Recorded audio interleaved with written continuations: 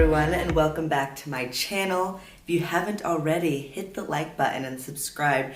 For those of you that are new here, my name is Lilia Ramirez, and I like to talk about all things travel, sustainability, basically anything that I'm doing in my life. Today's video is going to be focused around doing a little 2021 recap. A lot of really big things happened for me in 2021, so I kind of just want to talk about it and then talk about what I'm excited for in 2022. So let's get started. I'll just start by saying some of the big things that happened to me in 2021. This was a big year of travel for me. I actually wrote down all the places I went to, and looking back and reflecting on that list was really cool because I actually went to a lot of fun places. 2022 is definitely going to bring a lot more of that, so I'm very much looking forward to that. Also, 2021 is the year that I got divorced. Divorce is not something that people really proudly talk about, so it was something that I was very ashamed of. And now I can say that I'm pretty proud of it because it was a moment where I chose myself. I like to kind of follow in the lanes of what society tells me to do. And even though 50% of Americans get divorced, it still feels taboo and like you did something wrong if you do get divorced. And so I definitely felt that pressure. Another big thing was I made some new friendships. As an adult, it's a lot harder to make new friends, I would say. In high school, you're with these people 24/7, so it's easy to kind of just build that bond. But once you're like a working adult, it's really hard to meet people outside of maybe your just place of work. I'm really excited to see where those friendships go and further grow them. Another big thing that I was excited for in 2021 was I moved in with family. So I moved in with my Tia Meme, my Theo Nick, and my brother Memo. I started practicing yoga more, and I'll definitely talk about what this, love for yoga and wanting for improving my practice more will lead me to in 2022.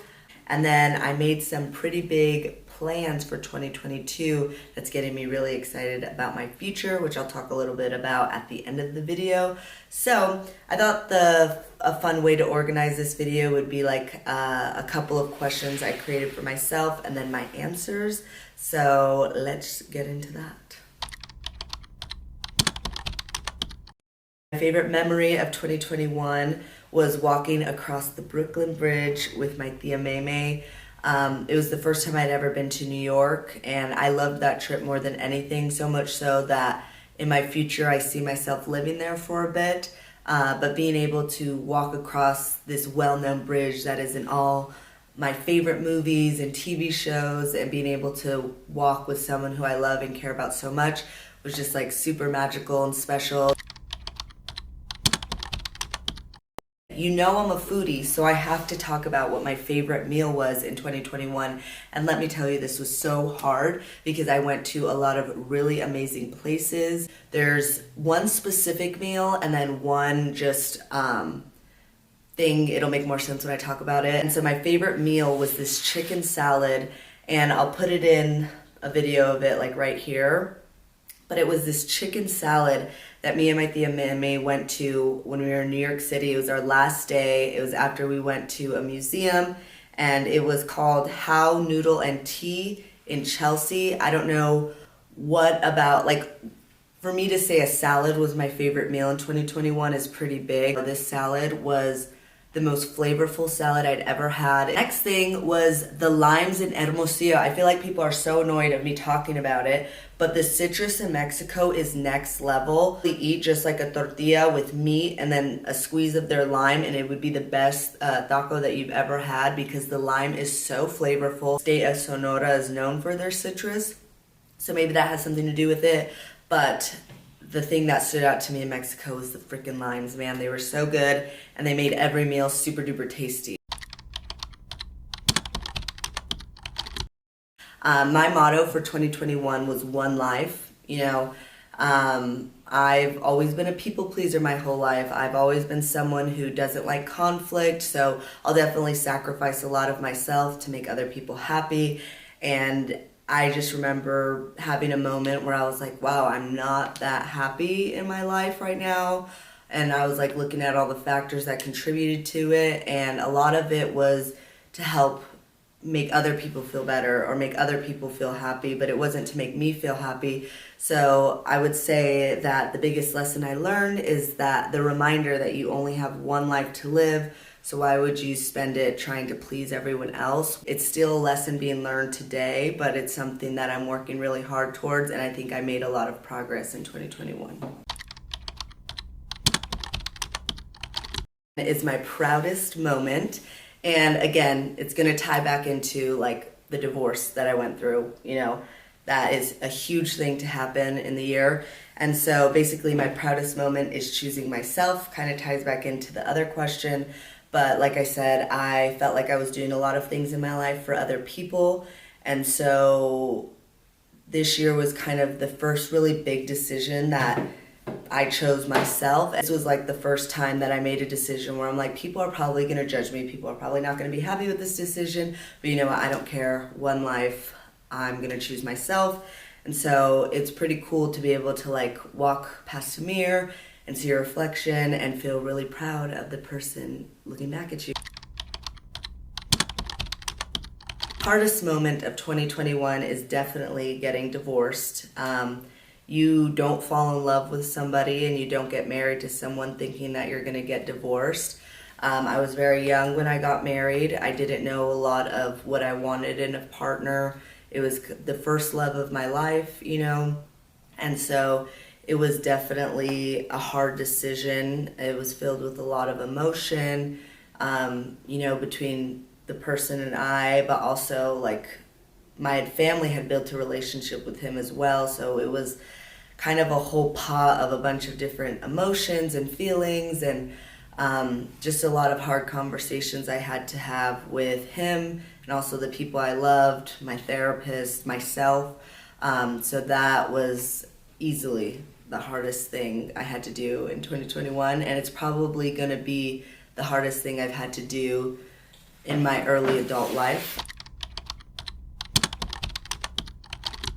I talked about it in my winter fashion staples video, but it's gonna be my black leather jacket. I feel like I'm so lucky to have found like a real leather, thrifted, a real leather jacket that fits me like a glove. It's such a classic piece that will never get old. I'll probably keep it until I can pass it down to my kids or my brothers or sisters' kids. Definitely my favorite thrifted item. I'm sure if you follow me on Instagram, you see, or you're my friends, you see me wear this all the time. The new skill that I learned in 2021 was video editing. I definitely took my YouTube channel a lot more seriously and have been having fun experimenting with different video edits and trying to get better at my vlogs. You can let me know in the comments of how I'm doing. Go back and look at some old videos and then some recent ones. But yeah, that has been really fun. I use the app InShot, and so I edit literally all on my phone. One thing that I definitely focused on a lot in 2021 was buying less. We all get into the like phase of wanting to buy new things, and a new trend will come out, so you want to buy a piece of clothing that matches that trend. But I've tried to stay really true to buying less. Like, I don't need more. And so I would say that was my favorite sustainable swap that I practiced in 2021. It's been morning walks. I don't know, my friend Kirsten is a big believer of morning walks, and she kind of like built the hype for me. So I started doing them too, and I make them even better because I walk with Blue Bear. Really nice to wake up and immediately go outside and get some like fresh air, some sunshine. I feel like it starts my day off on the right foot. I get a little bit of movement in, so it always results in a very nice morning poop, which we love. And I think it's helped me wake up earlier too, because I want to be able to have that time for myself that I'm like, oh, if I have things I need to do later in the day, I need to wake up a little bit earlier so I can give myself that 20-30 minute morning walk that I love so much. For those of you that follow me on Instagram, you'll know that 2021 is when I started my reading journey. I pretty much hated reading all of my life. And until my friend Jellica was like, I want to read more, and I told her I wanted to read more too. So she recommended this book, Where the Crawdads Sing, and that was our first book we read together. And that is the book that got me back into reading. It's the book that made me fall in love with reading. So that is going to be my favorite book I read in 2021. I did want to mention my top 4. So Where the Crawdads Sing was 1. The Seven Husbands of Evelyn Hugo was 2. I read that book in 3 days, and I am not a fast reader, so that's saying a lot. Kite Runner, I don't think I've ever cried so much at the end of a book. And then Untamed, because hello, I got a divorce this year. It was like the most relevant book I think I could have read. Even if you're not going through like a relationship breakup or anything like that, I think it's just a really good book for you to read, to learn how to trust yourself again and trust your gut and not ever question yourself, because you ultimately know what's best for yourself. That is going to be mindless scrolling, not using social media for a purpose, but because I was bored. And this is something that I struggled with probably since college and since social media kind of grew really big. My anxiety was getting really bad. I wasn't sleeping because I would be on TikTok for like 3 hours. 2021 was also the year that I took my first social media break, and I'm just trying to learn how to use it for the good, because I do think it does offer some good, or else I wouldn't be making videos like this and promoting it on my social media. But I definitely think that there's a very fine line between it being good and it being harmful. I'm trying to figure that out, so who knows, maybe my 2022 recap I'll be like, I got social media figured out, but maybe not. I actually didn't buy it. I asked Santa for it for Christmas and he delivered, but it's basically my Ana Luisa mini golden hoops. I love these earrings. I think they're super classic and they match with everything. I had been looking on the web for a bit to find like sustainable jewelry, and this company, Ana Luisa, is carbon neutral. So these are gonna be my favorite. Well, I didn't purchase them, but Santa did, but of 2021. Now that we finished the 2021 recap, let's talk about what 2022 is going to bring me. What I'm excited about learning in 2022 is I want to get more into makeup. I want to learn how to embroider, and I want to learn how to surf. And I want to spend a lot more alone time with myself.